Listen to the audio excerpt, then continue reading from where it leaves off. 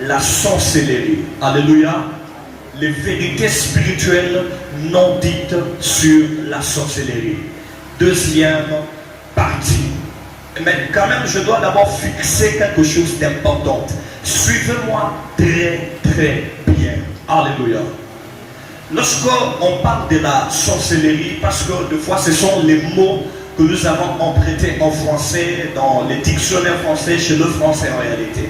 Mais les mots français en réalité tirent aussi leurs origines par rapport à l'origine des mots qu'on a eu à employer. Par exemple, la sorcellerie n'a pas que commencé en France pour être définie seulement en français. C'est pourquoi on va retourner dans les origines lointaines, lorsque le peuple français, lorsque même la France n'existait pas. La sorcellerie existait déjà. Les formes de appellations anciennes permettent d'avoir une nouvelle définition, soit une bonne définition, ou peut-être une définition originaire de ce qu'on appelle la sorcellerie. Et on dit c'est à partir des années 500 et quelques que certains pères des églises, après avoir fait leur concile, lorsqu'on parle des conciles, je pense que vous savez ce que c'est. Les conciles, c'est une réunion des pères des églises qui décident sur le mouvement de l'église, sur les enseignements et sur des réformes à faire dans une église. Et cela ne touche pas seulement une église locale, mais cela touche une église pendant toute une génération. Peut-être ça peut prendre encore des générations pour connaître encore de réformes. Et voir aujourd'hui, si nous parlons des églises des réveils, c'est parce qu'il y a eu beaucoup de réformes, de certains pères des églises qui ont commencé, alléluia, de ceux qui ont commencé, ils ont vu que voilà, certaines choses n'étaient pas justes, certaines choses n'étaient pas claires, alors ils se sont décidés de faire des conciles. Et dans leurs conciles, ils ont pris des décisions et des résolutions de modifier certaines choses. Et dans les conciles anciens, ils ont pris la décision de trouver un mot qui correspondait à exactement ces mouvements maléfiques, ces mouvements néfastes qui étaient en train de détruire les peuples, les nations et de l'homme. Alors ils se sont décidés d'appeler ça la sorcellerie. Mais du mot d'origine, ça vient du latin qui veut dire sortiarus, ce qui veut dire en réalité divination. Alléluia. Et lorsqu'on parle de la divination, ce sont des pratiques occultes, des pratiques métaphysiques, des pratiques telles que l'enseigne historique. Ce sont des pratiques occultes, des pratiques métaphysiques. Quand on parle de métaphysique, ça part déjà au-dessus de la physique naturelle que nous connaissons et ça entre dans de physique occulte. Donc quand on parle d'occulte, c'est occulté, caché. Donc ça entre dans un monde de choses cachées. J'avais expliqué hier que c'était le monde ésotérique, le monde des initiés, les hommes de choses intérieures, le monde des choses intérieures. Voilà. Et la sorcellerie, à ce terme, veut dire la divination. Et lorsqu'on parle de la divination, ce sont de pratiques occultes ou soit métaphysiques qui servent à découvrir ce qui est inconnu. Des pratiques qui servent à découvrir des choses inconnues, qui servent à connaître l'avenir, qui servent à connaître les choses cachées, qui servent même à connaître les choses qui sont passées. Donc tout esprit de divination, c'est ça un peu la pensée dans Sortiarus. Alléluia. Donc la pensée est de sonder même le destiné. Donc voyez voir que les sorciers vont un peu se concentrer sur le fait de connaître des choses cachées. Parce que nous l'avons déjà dit hier, que Dieu dit dans la Bible que les choses cachées sont pour l'Éternel, mais les choses qui sont révélées, c'est pour les hommes. Alléluia. Et ainsi, nous avons compris que Dieu a révélé beaucoup de choses, mais les choses que Dieu a révélées ne sont pas en quantité équitable à celles qu'il a cachées. Écoutez-moi très bien aujourd'hui. Les choses que Dieu a cachées sont tellement nombreuses que ce qu'il a révélé est tellement petit. Et les hommes maintenant veulent découvrir plus, les hommes veulent connaître plus. Jérémie 33 dit, invoque-moi, je te répondrai. Je t'annoncerai des grandes choses, des choses cachées que tu ne connais même pas. Donc ces versets révèlent qu'il existe des choses que l'homme ne connaît pas, soit sur lui-même, soit sur l'environnement, soit sur une génération, soit sur une terre, un pays, un territoire, sur une tribu plutôt. On ne sait pas. il existe des choses que les hommes ne connaissent pas. Mais Dieu les connaît. Mais Dieu demande que quand il y aura des prophètes, des hommes spirituels, ces hommes iront aller invoquer Dieu et Dieu va répondre à leurs besoins et il va les apporter des connaissances qu'ils ne savaient pas au début. Et ainsi, voir même Dieu parle à Job, il lui pose la question, quand les tonnerres sont en train de parcourir leur chemin sur la terre, est-ce que tu connais même ce que leur voix signifie, ce que leur voix disent? Est-ce que tu comprends même leur langage? Donc nous sommes en train de comprendre qu'il y a même des phénomènes naturels, des phénomènes normaux qui se passent sur la terre, que nous le sommes. Les êtres humains, nous ne parvenons pas toujours à comprendre. Pourquoi? Parce que Dieu a fait en sorte qu'il y ait des choses cachées et des choses révélées. Et ce qu'il a révélé, il a permis que les hommes connaissent. Mais ce qu'il a caché, c'est réservé pour lui. Alléluia.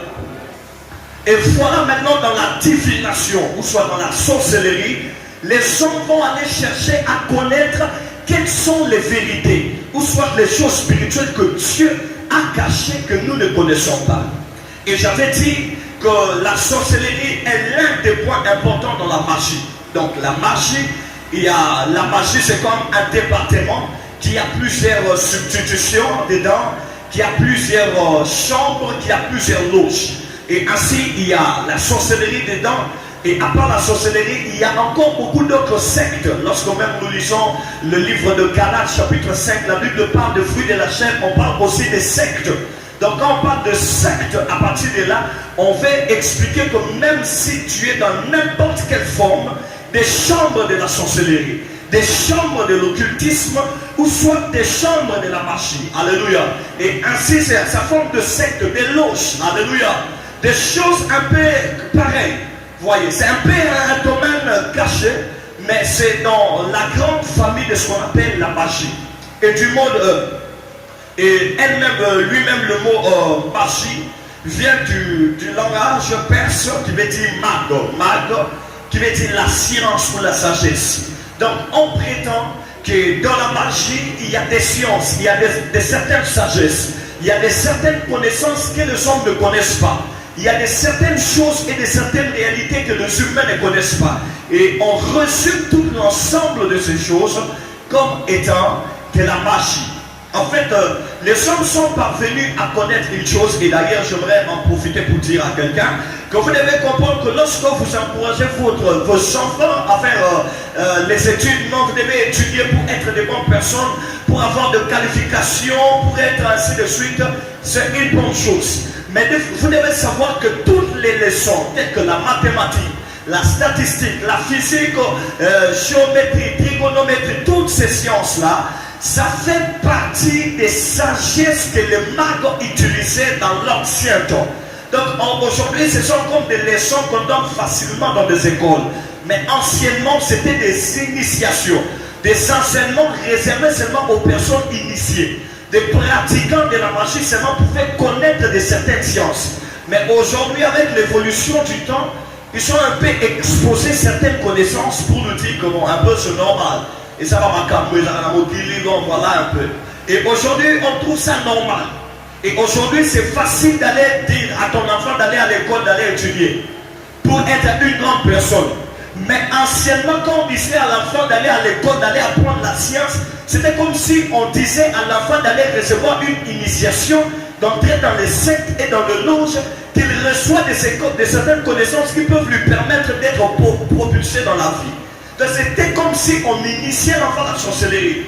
Ainsi, vous allez voir des classes, des hommes comme des Socrates, des Galiléo, des personnes connues comme des grands mages, ou soit des grands magiciens, des pratiquants de la magie, des personnes qui connaissaient des arts mystiques.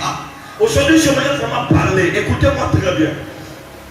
Et vous allez voir que ces personnes-là, ils ont réformé certaines leçons et certains principes de la vie humaine. Et aujourd'hui, nous sommes en train de vivre. Nous allons aller constater à un autre niveau que nous vivons de certaines choses qui sont des enseignements des Socrates, des Galiléo, tous les philosophes que nous connaissons. Et quand d'ailleurs on parle de philosophes, ça vient de Philia Sophia. Donc Philia Sophia qui veut dire les amoureux de la science, les amoureux de la sagesse, des personnes qui aimaient ces choses-là. Comme en ces temps-là, c'était encore des connaissances occultes, comme on parle des sciences occultes, cela veut dire des connaissances cachées. C'est ce qui fait en sorte qu'en ces temps-là, les gens qui étudient ces sciences-là étaient considérés comme des occultistes. Mais aujourd'hui, nous avons à étudier ces leçons-là. Et c'est un peu normal. On va pas dire que tu es occultiste. On va dire que tu es un lettré. Tu es quelqu'un qui a étudié. Tu es quelqu'un qui s'est cultivé. Tu es un grand esprit. Tu es. Mais anciennement, c'était des enseignements réservés aux initiés. Mais écoutez, ce qui est grave, c'est que tout ce que nous connaissons de la science exposée dans nos écoles ou soit dans nos instituts, les universités, c'est juste que la partie littéraire de la science. Il y a une autre dimension de la science qui est un peu toujours cachée. J'en profite pour dire que la mathématique que nous étudions là, c'est la mathématique théorique et puis exposée. C'est ce que nous pouvons comprendre. Mais il y a certaines autres mathématiques qui sont réservées seulement pour les initiés. Et il y a des personnes initiées qui étudient les mathématiques et demain matin, ils viennent révolutionner la technologie sur la terre. Vous pensez que c'est comment? Ou soit ils vont aller faire comment? C'est par des sciences mystiques, des connaissances mystiques, des choses cachées, et ils vont aller développer ces connaissances-là pour nous donner des résultats. Et lorsque nous utilisons les éléments qu'ils ont eu à travailler dans la nuit, nous sommes contents. Mais nous ne savons pas que c'est les résultats des hommes initiés qui connaissent des choses qui ne sont pas exposées à tout le monde. Et là, on parle ce sont de mages, généralement, on parle de mages et on parle de la magie. La magie du grec qui vient de Makeia. Makeia qui veut dire la religion des mages, ou soit la religion de sorciers. Donc cela veut dire, c'est juste les sectes qui permettent aux hommes de faire des sciences mystiques. Alléluia.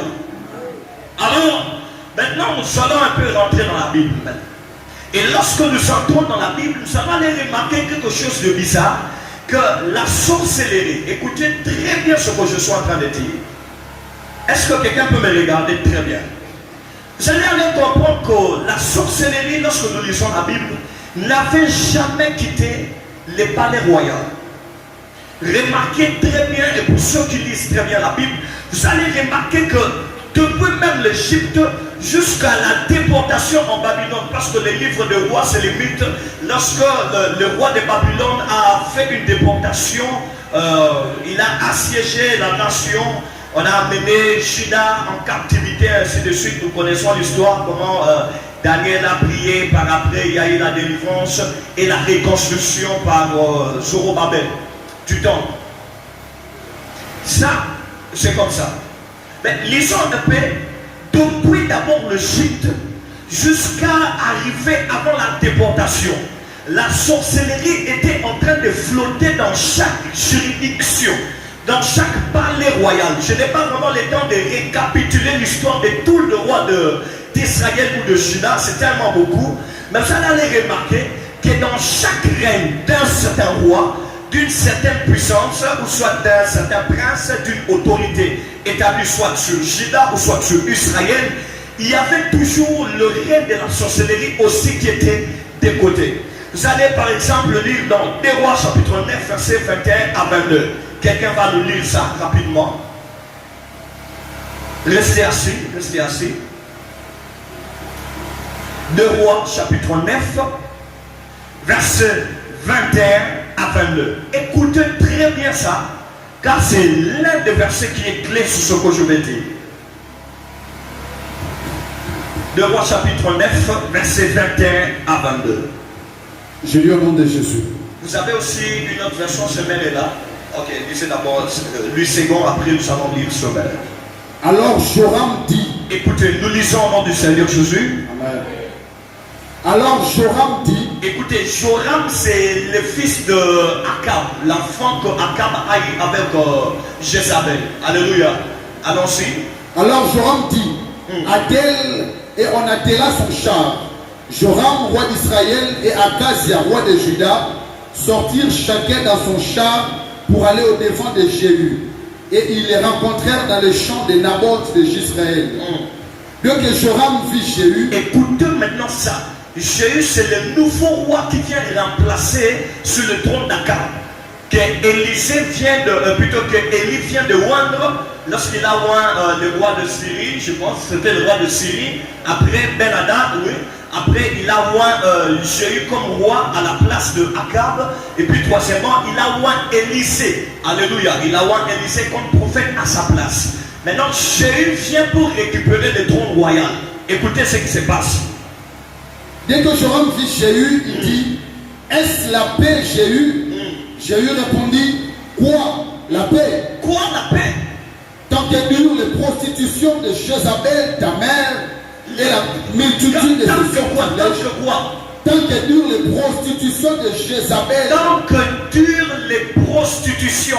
En ce temps-là, lorsqu'on parlait de prostitution en Israël, on voyait l'habileté d'avoir plusieurs dieux en Israël. Ce n'est pas une femme qui va aller se prostituer pour l'argent, non. Ici, là, la prostitution en question, c'était que le peuple d'Israël commençait à aller vers d'autres divinités.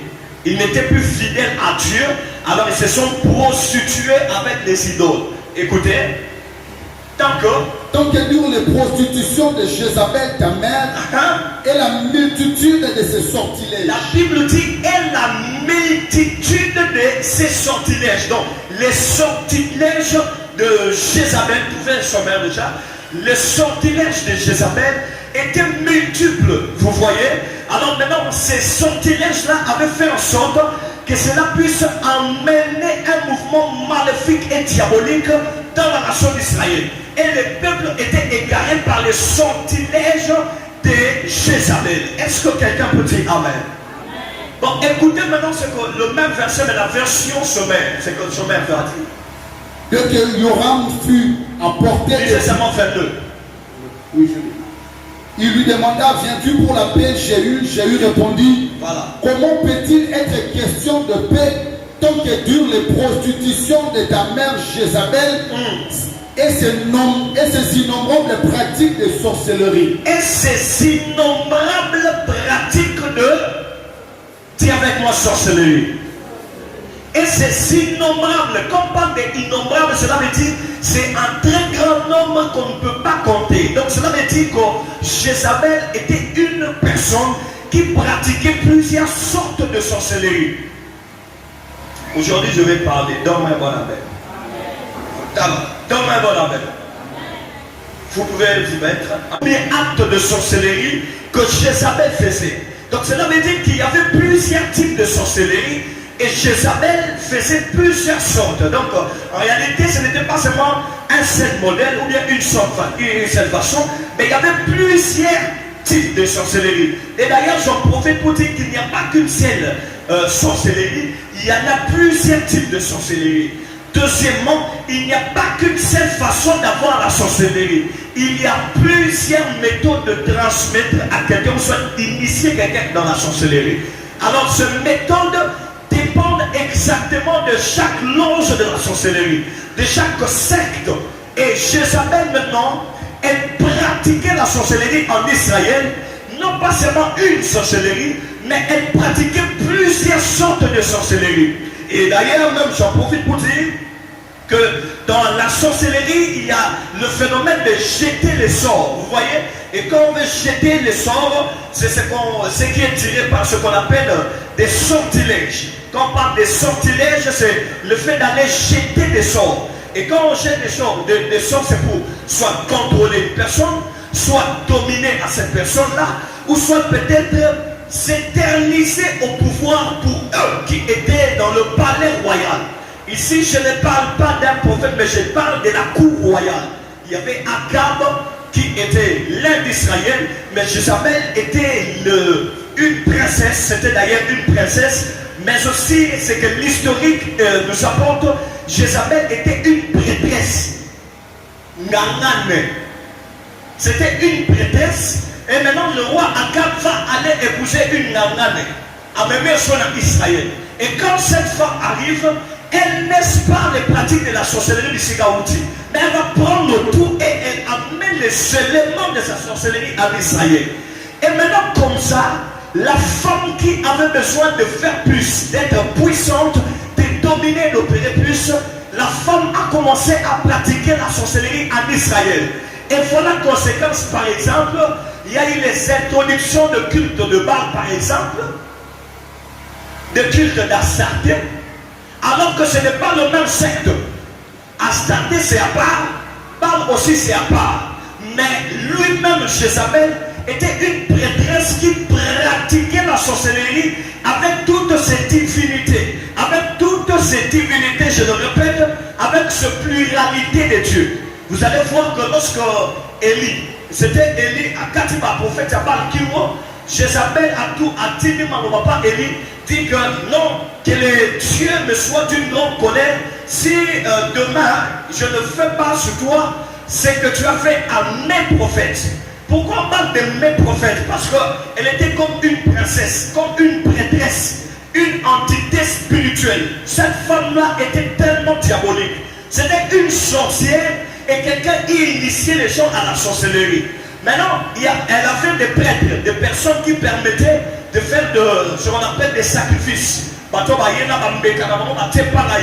puis il y a c'était par elle que ça passait. Et les prophètes d'Astarté et les prophètes de Baal c'était considéré comme ses propres prophètes. Mais en réalité, elle était une prêtresse, une sorcière du monde de ténèbres. Et elle pratiquait plusieurs sortes de la malédiction, ou soit plutôt plusieurs sortes de la sorcellerie. Mais vous allez remarquer une chose, que la femme là, elle avait pu égarer une majorité du peuple d'Israël pour aller servir d'autres dieux. Vous pensez que c'est parce que la femme avait apporté un enseignement qui valait plus grand que l'enseignement de Moïse? Alléluia.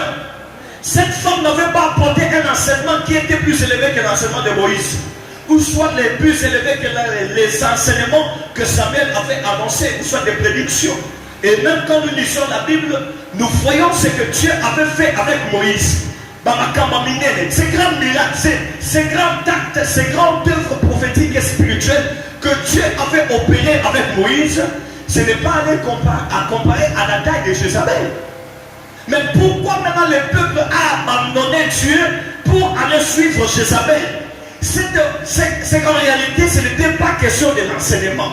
Ce n'était pas question de l'enseignement, mais c'était question de sortilège. Pourquoi? Parce qu'on voulait dominer la nation.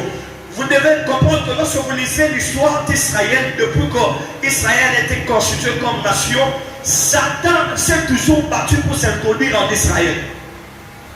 Israël avait des prophètes, des sacrificateurs, les sacerdotes étaient tellement puissants que Satan lui-même ne pouvait pas s'introduire.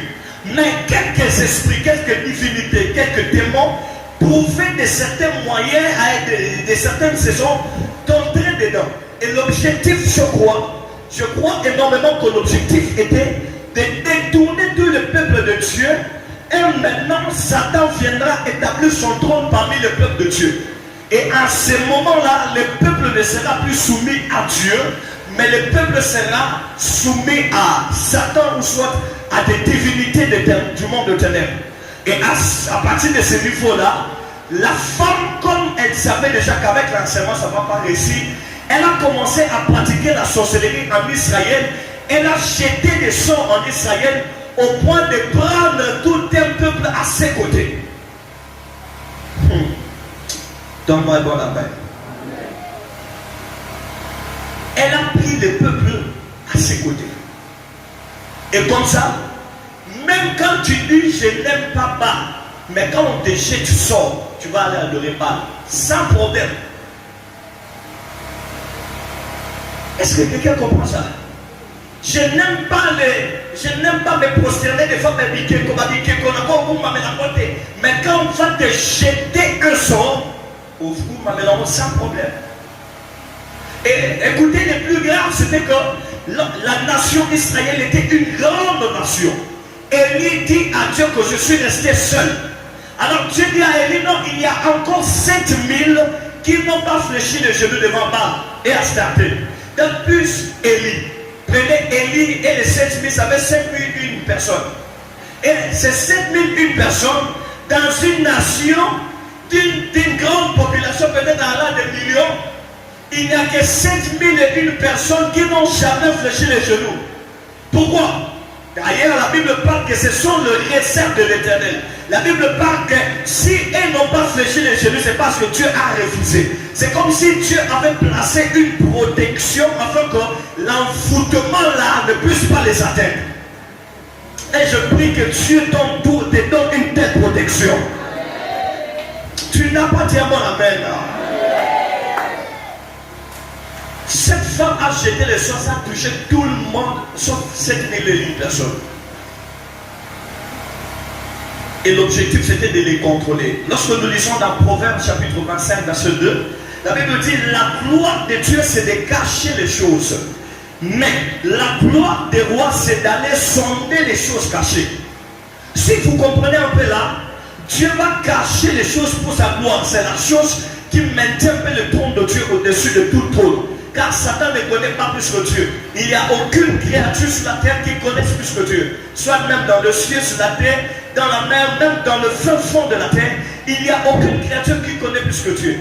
Maintenant, les palais royaux comprenaient que si on peut connaître ce que Dieu connaît, on peut s'éterniser au pouvoir. On peut vivre longtemps. Parce que le problème des rois, c'est la mort. Les rois n'aiment pas mourir. Les rois n'aiment pas vieillir. Ils ont peur de la mort et de la vieillesse. Ils ont peur de perdre le pouvoir. Et qu'est-ce qui se passe? Les rois maintenant vont aller sonder les choses cachées. Ils vont aller sonder les choses cachées. Maintenant, le problème, c'est pas sonder les choses, c'est pas mal. Mais le problème, c'est par quel moyen vous êtes allé sonder ces choses-là. Maintenant, vous allez voir que plusieurs trônes et plusieurs palais royaux, même dans la Bible, possédaient des magiciens, des astronautes, des défunts, des sorciers en général. Il y avait des magiciens.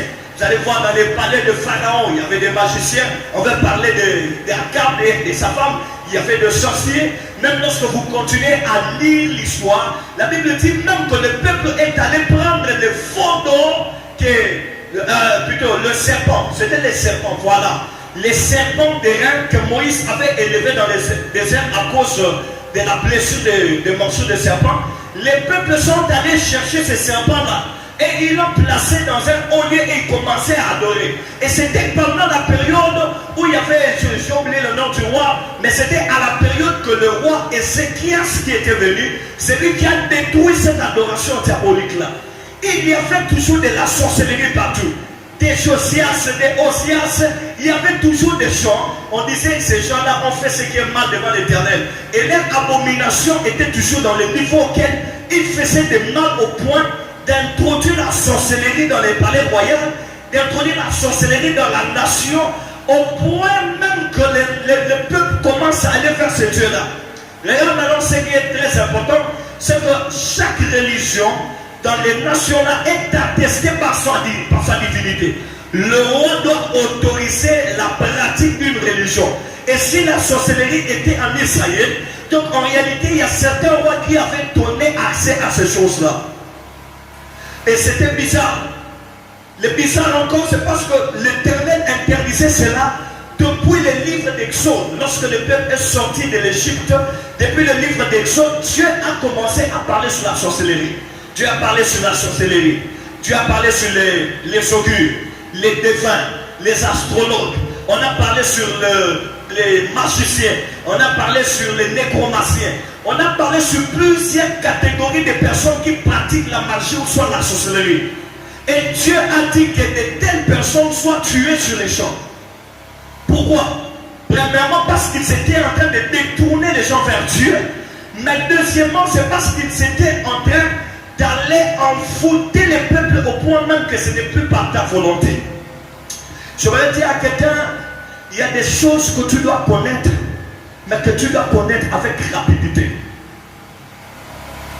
C'est pourquoi j'avais dit une fois, il ne faut jamais dire que les sorciers sont des bourriques.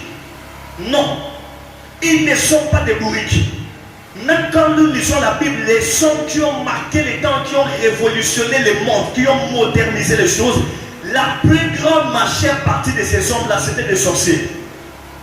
Alors comment est-ce que tu vas dire que quelqu'un est comme ça, Zazoba? Je ne suis qu'à l'introduction, je n'ai pas encore commencé à dire. Acclame pour le Seigneur, je vais maintenant commencer. Acclame pour le Seigneur, je vais commencer. Donne-moi la main. Est-ce que vous êtes là? Refuse tout esprit de fatigue et de sommeil. Avec mon parole de connaissance. Alléluia. Et dans la pratique de la sorcellerie, ce qu'il faudrait connaître et savoir, c'est que la sorcellerie, c'est d'abord un secte, mais ça a plusieurs façons maintenant d'aller opérer. Mais maintenant, ce qui est beaucoup plus néfaste, c'est les opérations du monde éternel. Les opérations de la sorcellerie, c'est ce que les gens n'aiment pas. Et vous allez voir que même quand vous lisez l'histoire de la sorcellerie, vous allez remarquer que le mal de la sorcellerie a été vu à l'arrivée de la religion, soit avec les juifs, soit avec l'islam, ou soit avec le christianisme. Mais en réalité, les gens ne voyaient pas le mal en cela. Parce que quelqu'un qui était sorcier possédait de connaissances élevées, il possédait des pouvoirs, il possédait de certaines autorités, il était tellement puissant dans son niveau. Où est le mal? Vous voyez?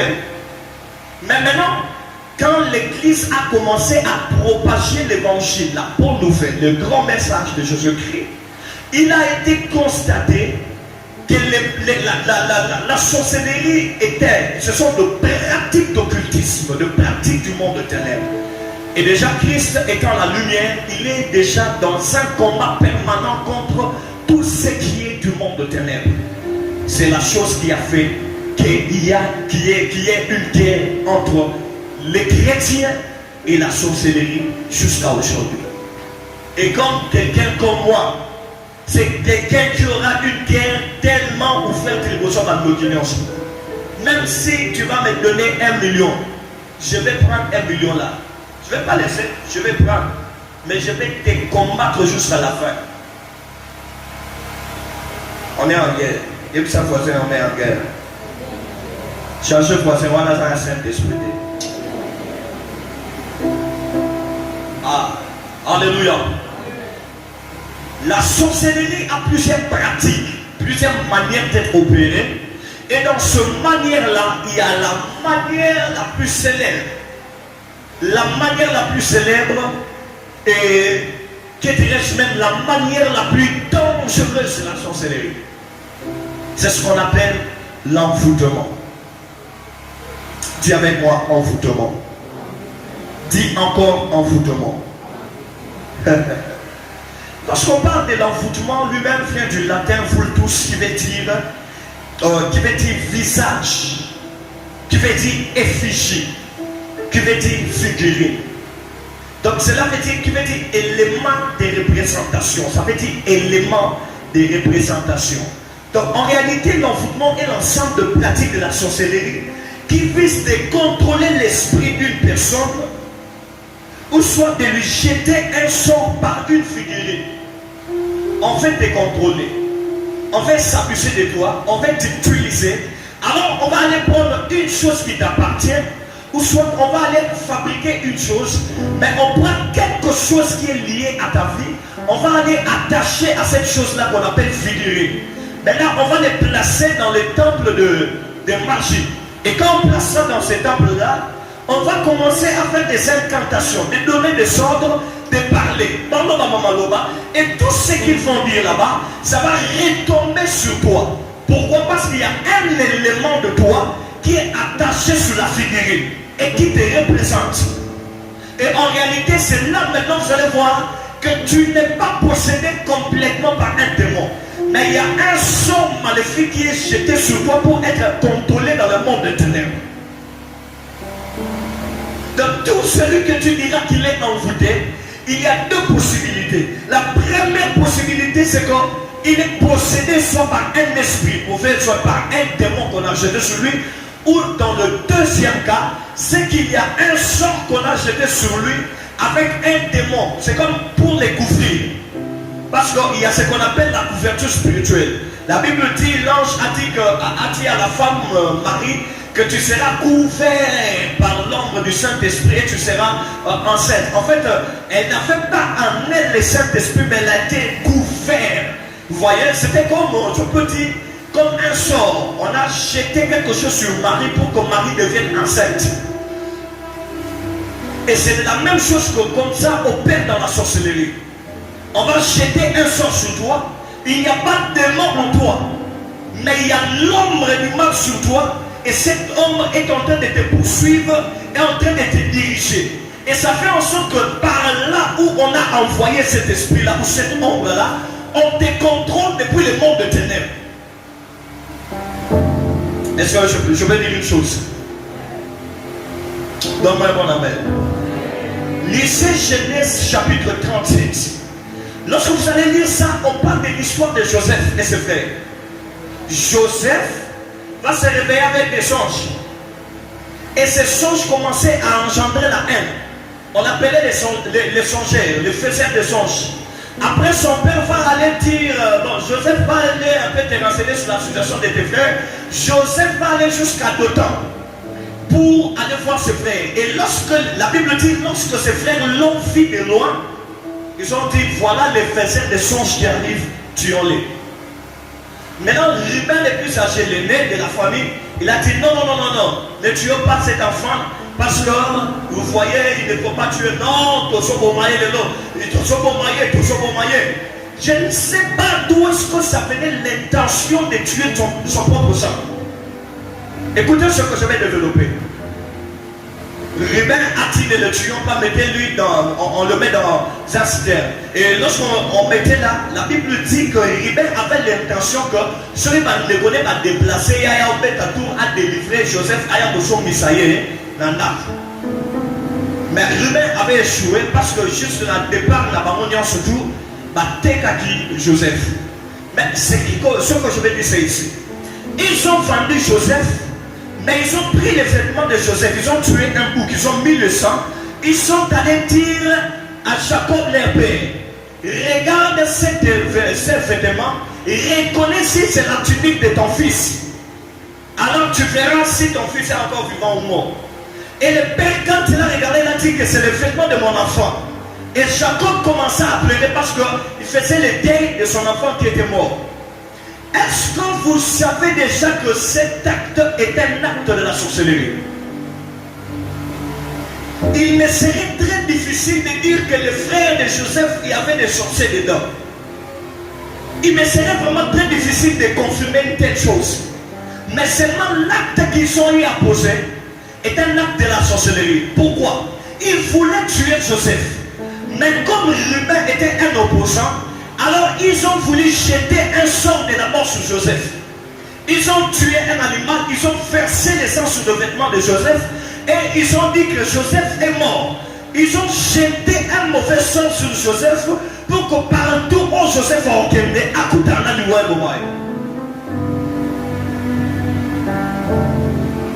Et la tunique de Joseph, autant que cette tunique reçoit le sang, c'est ce qu'on appelle la tunique devient comme une figurine.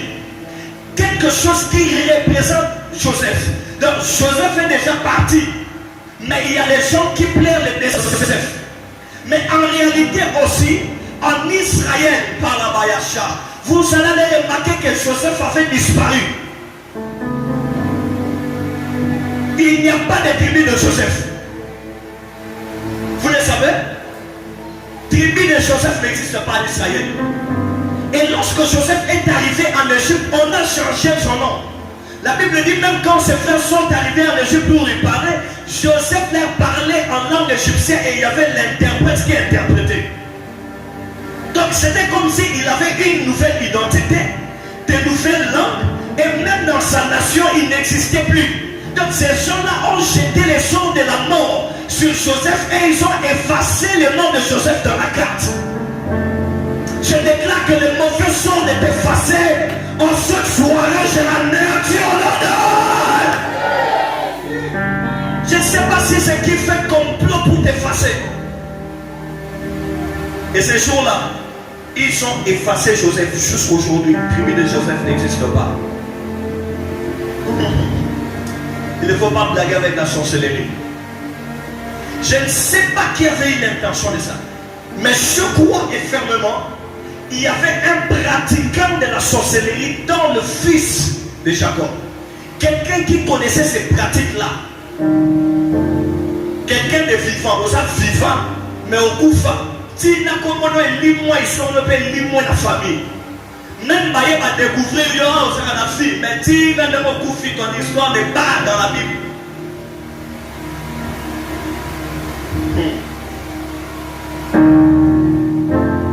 Et lorsqu'on pratique la sorcellerie, et c'est d'ailleurs ce que j'aimerais dire, il y a l'initiation à la sorcellerie. Quand on t'initie, cela veut dire on veut que toi aussi tu deviennes pratiquant, que tu pratiques.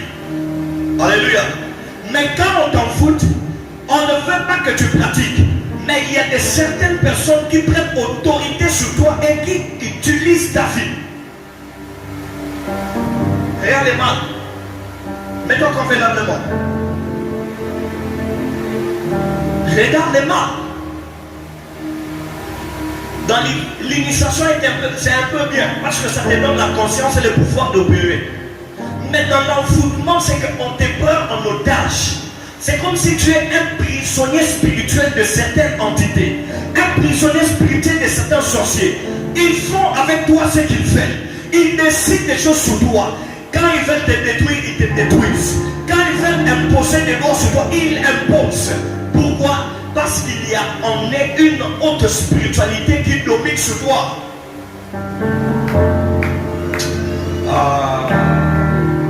Est-ce que je parle à quelqu'un? Si tu as sommeil, c'est qu'on t'en fout. On ne veut pas que tu découvres cette vérité. Mais je te dis, frère, on va contrôler ton esprit pour qu'après l'écriture, on va te dire qu'est-ce que tu as dit. Je ne sais pas si on a dit quoi sur la vie, je ne sais pas. On a déjà utilisé ton esprit. J'avance. Ce que en matière de l'envoûtement, il y a plusieurs canaux. On peut t'envoûter par un aliment que tu manges. On peut t'envoûter par un breuvage. On peut aussi t'envoûter par des figurines comme je venais de le dire. Lorsque vous lisez Ézéchiel chapitre 5, le prophète Ézéchiel prophétise qu'il arrivera des temps auxquels les pères vont commencer à manger les enfants. Et les enfants vont commencer à manger leur père. Ézéchiel chapitre 5.